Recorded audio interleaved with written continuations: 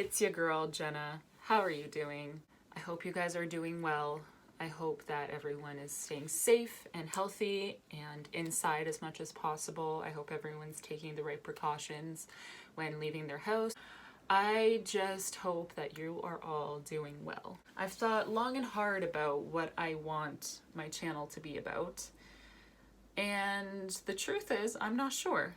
I do want to talk a lot about mental health. I want to talk about the things that I've struggled with in my life and that I've overcome. And, you know, for me personally, when I see other YouTubers and people, anyone come out and talk about their personal struggles, when it's something that I identify with, it gives me this sense of catharsis. It gives me this sense of community.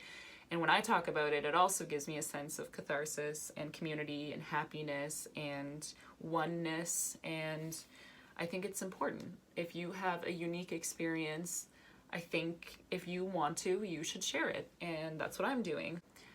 Today I wanted to talk about something, and this topic was inspired by another YouTuber. His name is Pierre XO, and it was inspired by a video that he has called The Unspoken Truth About Asian Racism. I will link it down below. I would 1000% suggest watching it, because it's so informative. And I think that for me, as someone who is of mixed race, it means a lot to me when other people speak about their experience with racism. It's not something that I encounter very much because, as you can tell, I am extremely white passing. However, there was a part in the video I really identify with. I'm going to add that clip in. Growing up, I had to assimilate, because one argument that's often brought up is, well, if you're gonna live in America, you better speak English. If you live in America, you're gonna live as an American. So that's what I did. I lost a lot of my native tongue because I tried to be fluent in English, where I can't even understand Vietnamese half the time, let alone speak it. So Pierre talks about assimilation, and for those of you who don't know, I was born in Brazil. My mother is Brazilian and my father is Canadian. I live in Canada now. I also had to assimilate to Canadian culture. Pierre mentions not being able to speak his native tongue anymore, and I'm not able to speak Portuguese anymore either. I was able to speak English before I moved here. My parents taught me English back in Brazil. However, once we moved, I think I just got so wrapped up in wanting to fit in and wanting to assimilate that I just completely left everything about my Brazilian identity behind. And even more so than leaving everything behind, and this is what this video is really about, my mind blocked out the Portuguese language, my memories from Brazil. I had to completely block it out. That's how my brain dealt with it. And for a long time, I didn't understand why. And I felt ashamed. I still feel ashamed now that I am so far removed from a culture that I am part of and I was living in, and I'm just so far removed from it now. And the reason why I completely blocked it all out is because I have PTSD. Now, I've been diagnosed with regular PTSD. I'm not a psychologist. I'm not a mental health professional. However, the more I look into it, the more I think I have complex PTSD, which you can look it up on your own. But complex PTSD is a little bit different from regular PTSD. It has a lot more to do with memories and blocking out memories surrounding times of trauma. And of course, you know, living in Brazil and then moving here, around that time, it was very traumatic having to move continents, and my brain's defense mechanism was just, okay, forget it. And it's been really strange. It's been really difficult. I feel like I know even less about Brazilian culture than some people who aren't even Brazilian. Obviously, none of this was by choice. I didn't choose to forget. I didn't choose to assimilate. But I did. I am in an interesting position because I don't identify as a Caucasian person. I am not Canadian. I'm not white.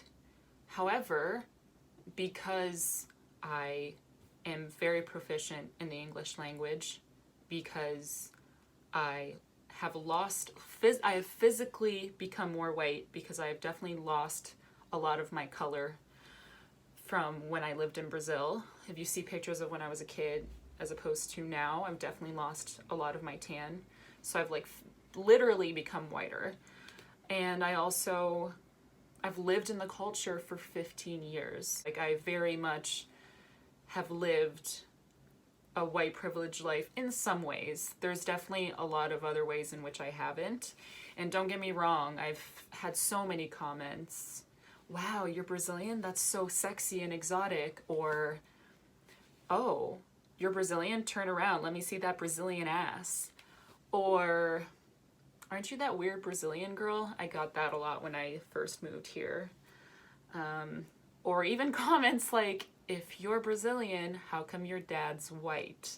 Just a lot of comments, but I don't actively, on a daily basis, really face racism. And I think that's such a blessing, but it also makes me almost feel like I don't have the right to feel oppressed. And I think that that's something that a lot of people in general who are mixed race, part white and part something else, I think a lot of us feel that, but especially for me, because I have lived in Canada for so long and I moved here at such a young age, and it's, you know, Canada's my home. Canada's where I grew up. I don't remember much before Canada. And the thing is too, I think because I know that I'm a minority, but I feel like I'm not, and I live my life in a lot of ways like I'm not, it's trippy, because like I feel so sad for minorities, and in a lot of ways I understand the struggle, but in a lot of ways I don't.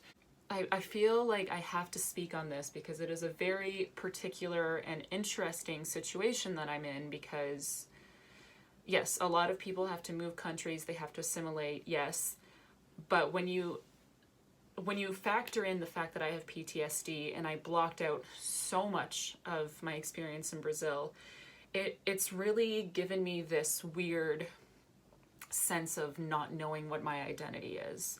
And I think with anyone that has mental health issues where they've blocked out memories, I think anyone that has that feels that, but especially when you've blocked out memories from living in a completely different culture and society than what you're in now. It's so interesting, and it really, really affects me. Not on a day-to-day basis, but whenever I watch videos of people talking about their race, or, you know, people ask me questions about carnival or whatever from Brazil, or, you know, I actively will avoid meeting with people that I know are Brazilian or talking to them, or if I do have to talk to them, I don't want to bring up that I'm from Brazil, because a lot of the time when I do, the first thing they ask me is, oh my god, you don't speak Portuguese? Why not? And I'm embarrassed and I'm sad, and I don't want to explain to a stranger that I have PTSD and I blocked out my entire language.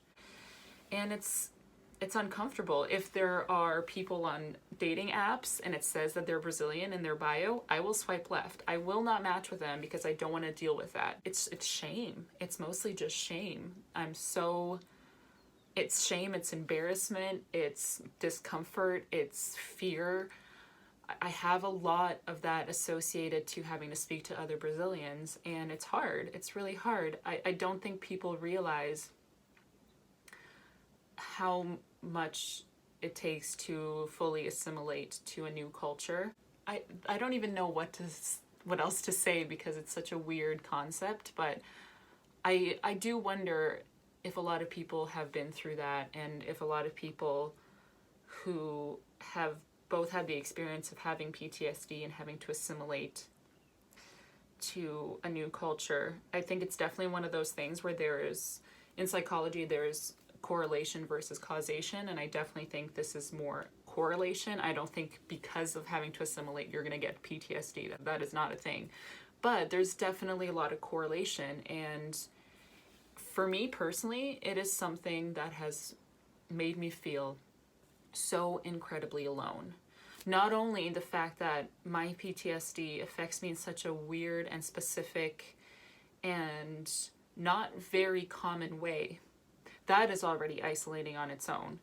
But then having that, and also having had the past of having to assimilate to Canadian culture, that is also very isolating. And I just felt like I should share and I should talk about it, because I feel like when you go through a very unique experience, you feel very alone. And if anyone else out there feels that way, and I can just let them know and give them a few minutes of comfort to know that they're not alone.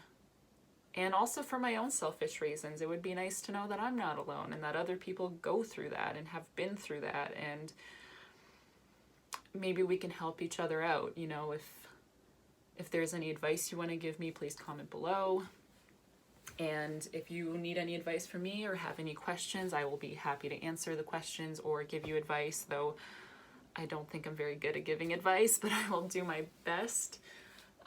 Yeah, that's about it. I don't want to ramble on for too much longer, but I did just want to share that experience and how strange it is and how it's affected me.